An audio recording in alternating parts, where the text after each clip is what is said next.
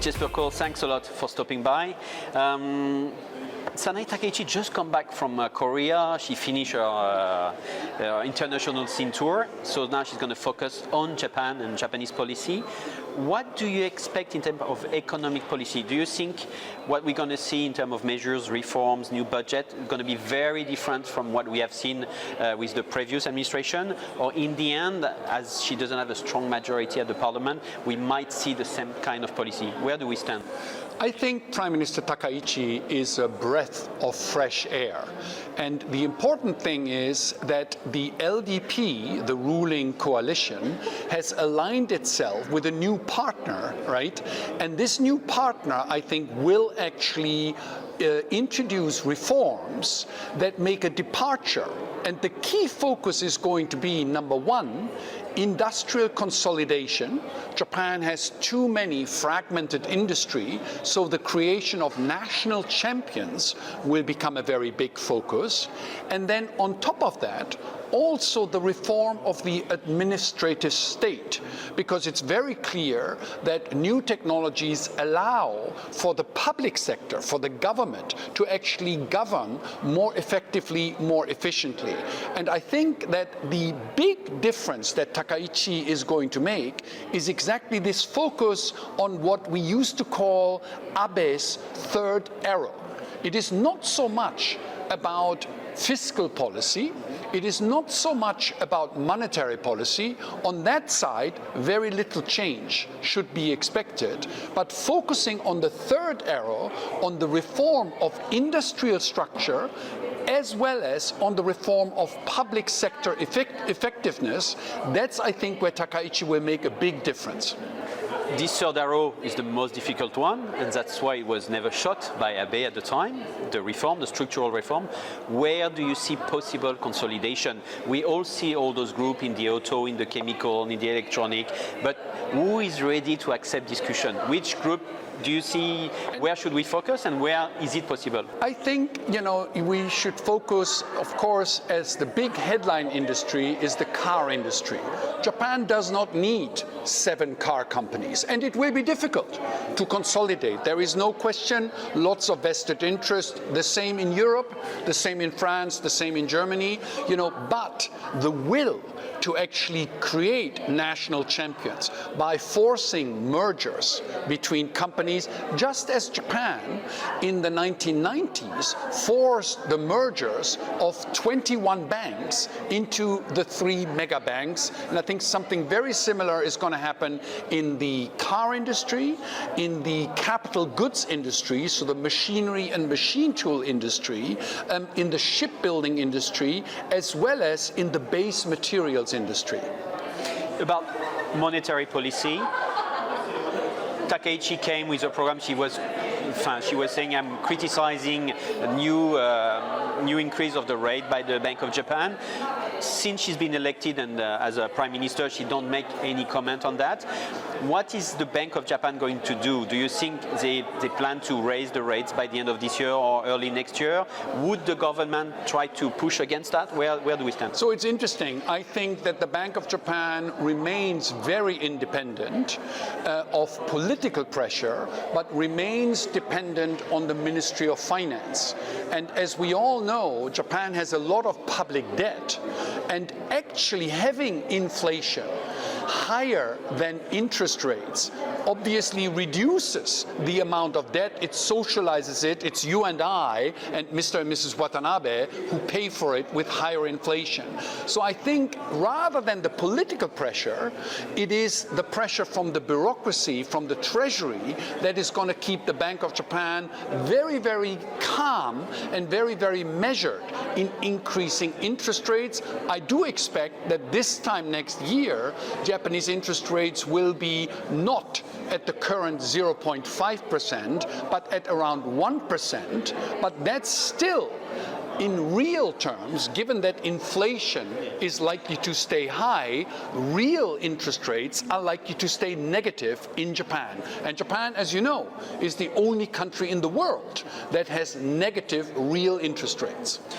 As we talk about restructuration, consolidation, don't we need to have rates that are much higher to maybe kill all those zombies companies that are surviving out there on those negative interest rates? Would it be a plus for Japan, or would it be a catastrophe that it cannot accept? So it is interesting, right? Because yes, if you increase interest rates, many of the companies would go bankrupt.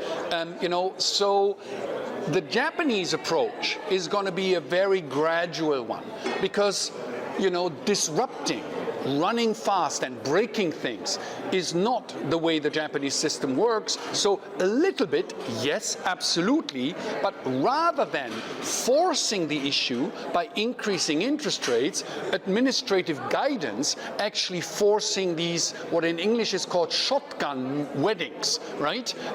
That type of industrial restructuring is much more likely than the hard-nosed effect, let's push rates to 3%, 20% of the companies will go bankrupt, the zombies will be eliminated, and Japan rises from the ashes.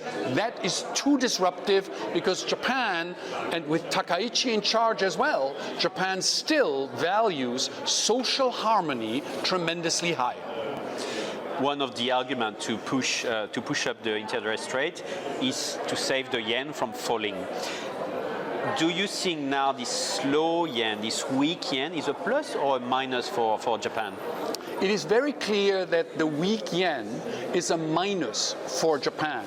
And you can look at opinion poll after opinion poll after opinion poll.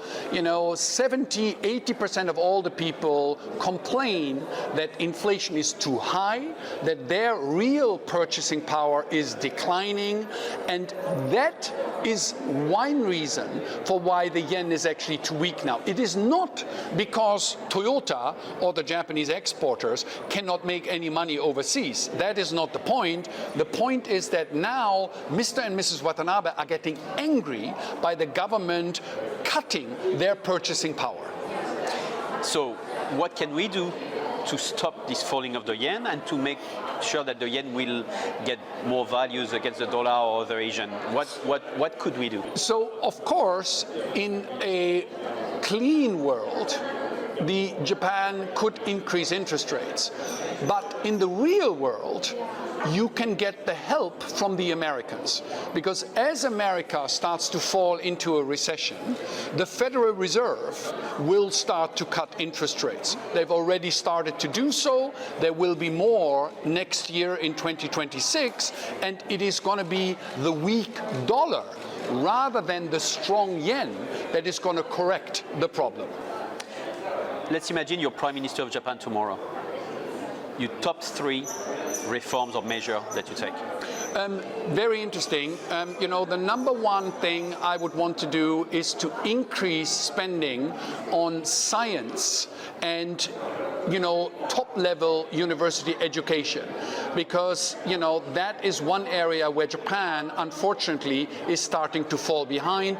Everybody else, not just China, not just Korea, everybody else is investing in science and education to create the industries and the technologies of the future. Japan needs to invest more in that.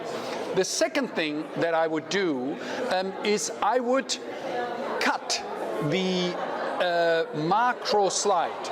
Japan is the only pension system where pension payments are not indexed to inflation, right? In fact, last year inflation was around 3%, but pension payouts only went up by 2%. This is done in the name of equity, which is fine, but the reality is that the pensioners are now 1 in 3 Japanese, and they're being hurt by the fact that the pensions are not increasing in line with education. Are increasing not in line with inflation.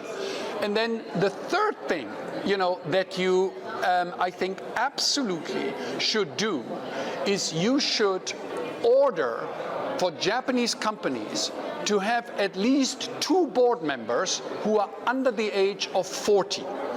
Because Japan is a very, very Confucian society. Age matters and gives you status as well as power, which is great, which is why you and I love living in Japan. But there is so much dynamism in today's economy that empowering the young generation of Japan by forcing that generational change in the board level of Japanese corporations, that I think would empower the new Japan to actually emerge. And would raising the minimum wage salary be a solution? Because the government planned to raise it slowly by slowly to 1,500 yen an hour. We are now at 1,001 in Tokyo, close to 1,000 in Akita. So would it be a solution? So the answer is, that is always, the first thing that people point out. Yes. But the reality is that the market in Japan is already responding. Starting salaries for new university graduates are already increasing by 7, 8, 9% every year. And this will continue because of the supply of young graduates actually declining. As you know, I want to be reborn as a 23-year-old Japanese because I've got the bargaining power. Thank you very much.